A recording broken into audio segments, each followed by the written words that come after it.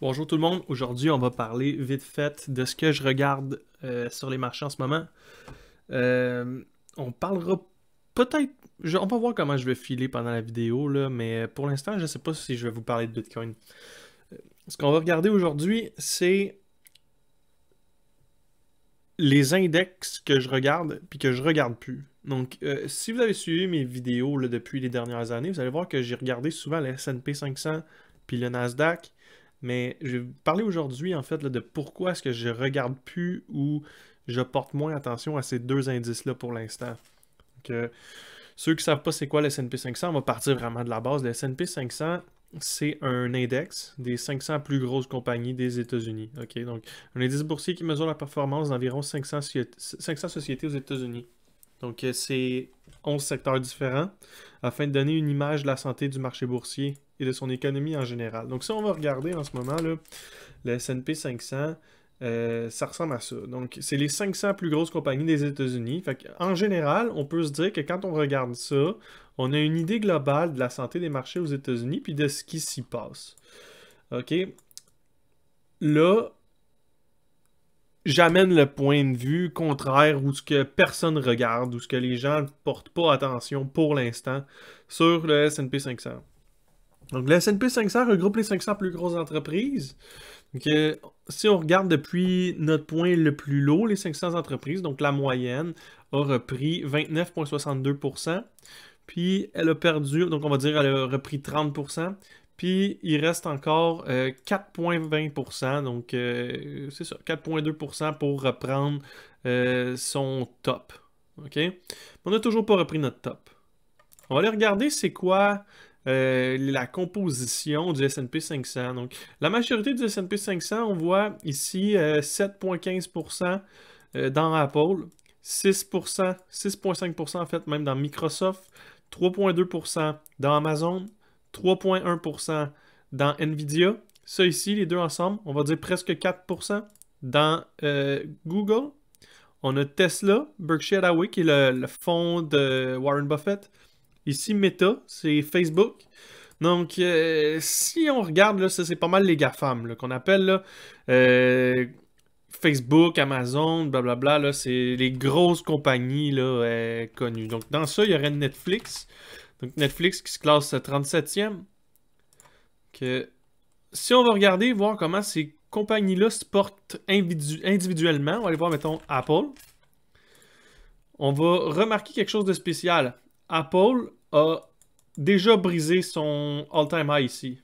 Ben, c'est ça, c'est son all-time high? Ouais, c'est ça. Apple a déjà brisé son all-time high.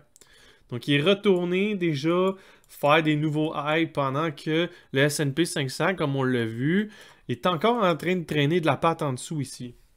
Donc, Apple traîne de la patte. Si on va regarder, excusez, Apple, pas Apple, le S&P 500 traîne de la patte face à Apple. On va regarder Microsoft. Microsoft, même chose, nouveau all-time high. C'est, en fait, il y a plein de gens qui trouveraient que c'est positif. Moi, je vais vous dire pourquoi je trouve que c'est négatif. Donc, si on regarde de toutes les grosses compagnies ici, là, je les ai déjà regardées pour vous, en fait. Les plus grosses compagnies du Nasdaq et du S&P 500, donc les deux indices que je regarde plus ou que je porte plus vraiment attention. Les premiers ont pas mal toutes déjà brisé leur all-time high. OK? Mais le S&P 500 n'a pas brisé l'all-time high. Pourquoi? Parce que les compagnies qui sont en dessous, les compagnies qui sont plus basses dans le S&P 500, on va descendre, on va en prendre un. On va essayer d'aller prendre, mettons, peut-être celui-là ici. MHK.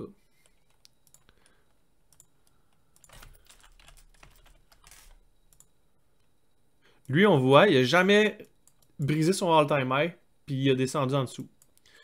Donc, lui, il suit pas la courbe des tops ici. C'est vraiment les tops ici qui font en sorte que le marché semble plus en santé qu'il l'est vraiment. OK? Donc, on peut pas prendre un échantillonnage de 500 puis dire ça va bien parce que 10 ou 20 sur 500 vont bien puis que les autres traînent de la patte. On va prendre ici Ralph Lauren. C'est quoi? C'est RL? RL. Même chose. On n'a pas brisé l'all-time high. Que je vais pas toutes vous les faire un par un. Si vous êtes intéressés, vous les ferez. Ce que j'aime pas, comme je vous dis, c'est que toutes les compagnies, par exemple Whirlpool, c'est des électros pis tout ça, WHR, ça suit pas. Il n'y a pas dans le timer. Il n'y a pas dans le timer. Donc, ce que j'aime pas de ça,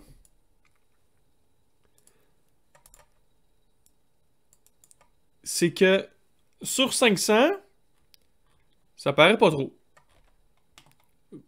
Le fait que une majorité... On va dire c'est tous ceux-là ici. Là. Adobe, ça doit bien aller. Walmart, ça doit bien aller. On va dire, là, mettons, là... On va dire, mettons, là, ça doit bien aller. OK? Donc, 10% des compagnies de tout ça doivent traîner tout le reste, ou à peu près, OK? Donc, si les 30, ou on va dire les 40 ici vont bien, ben, c'est sûr que sur le Nasdaq, si les 40, qui sont les mêmes que là, vont bien, ben, le Nasdaq va avoir de l'air en santé aussi.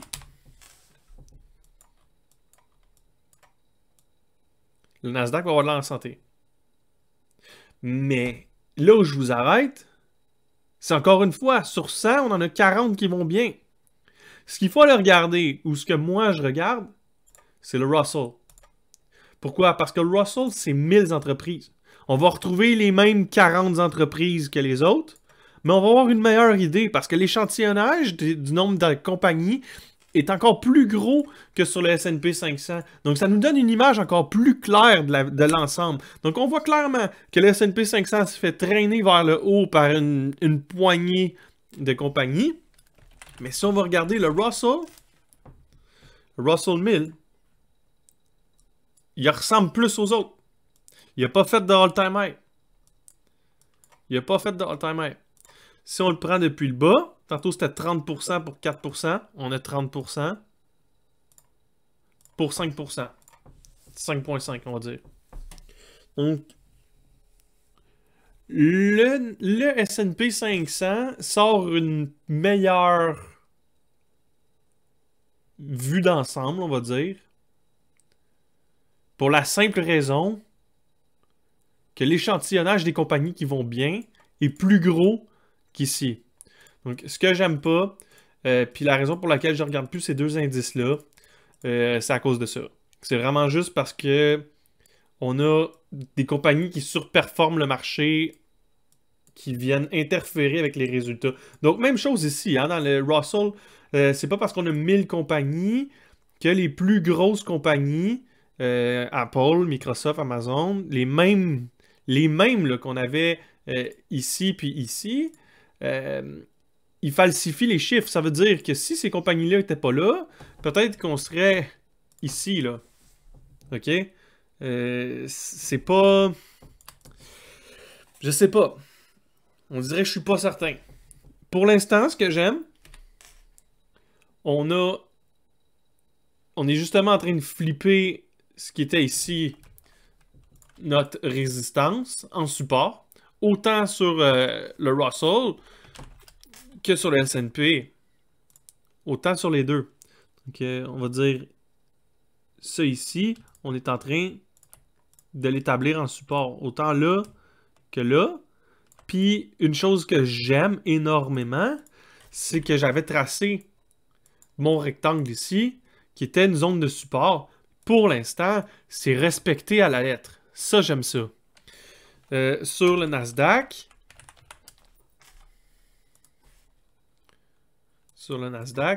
on avait ici, comme ça, une ligne de tendance qui, encore une fois, est respectée à la lettre. C'est très bien respecté.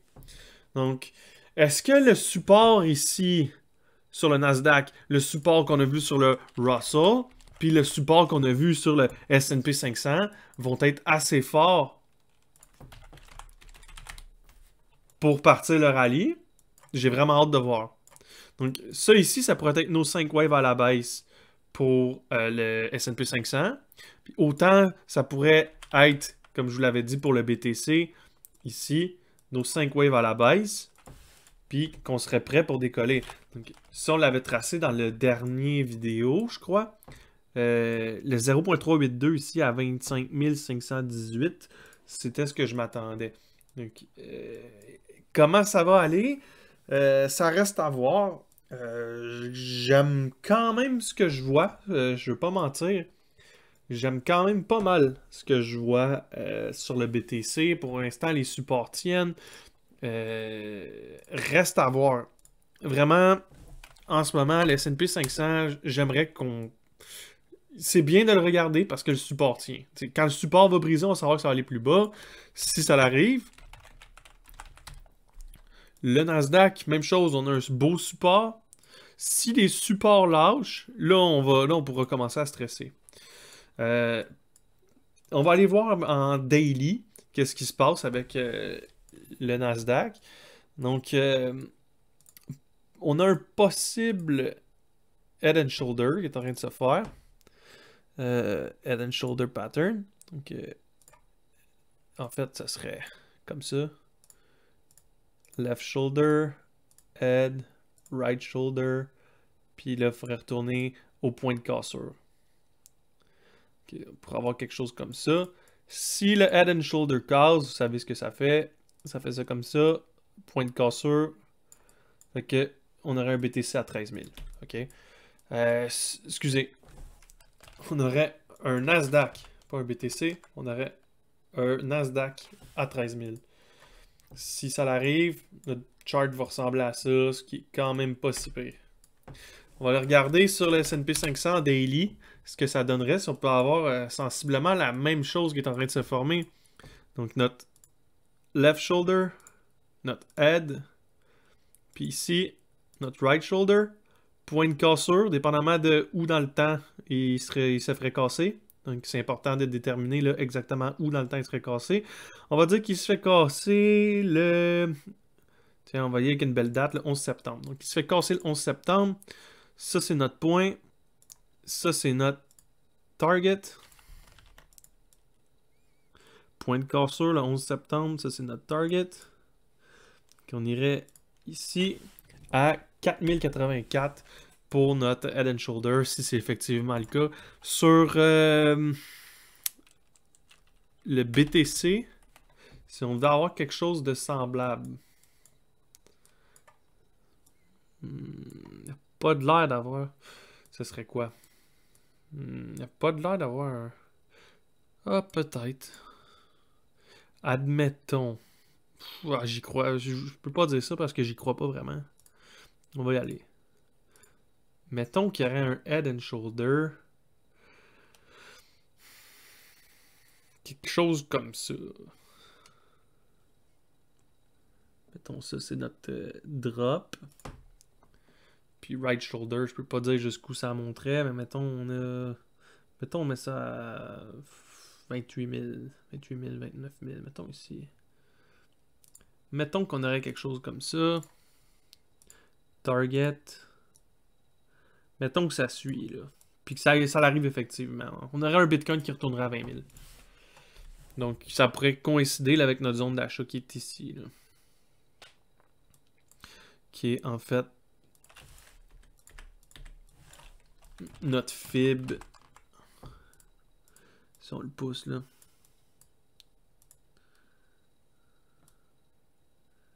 Notre zone de fib.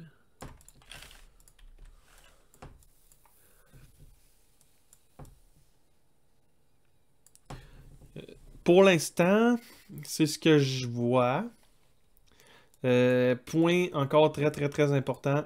Ici, notre support à 23 500. Donc, gros support important. Là, 25 000, 24 000, 23 500. Grosse zone de support importante. Si on a un daily close dans cette zone-là, je commence à adopter vraiment la position bearish. Parce qu'en ce moment, je parle vraiment bearish en général, mais je le suis pas tant que ça. J'ai encore une super bonne optique à long terme. Là. Le Bitcoin, je sais où ça s'en va. En tout cas, je pense savoir où ça s'en va. Vous savez déjà le wave count. Wave 1, 2, 3, 4, puis 5.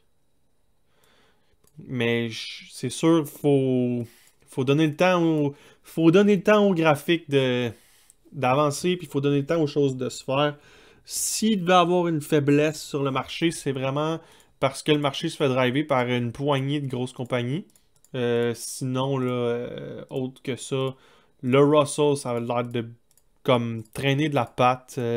C'est vraiment les grosses, c'est les grosses, là, les GAFANG, là, qui sont en train de pousser le marché à la hausse.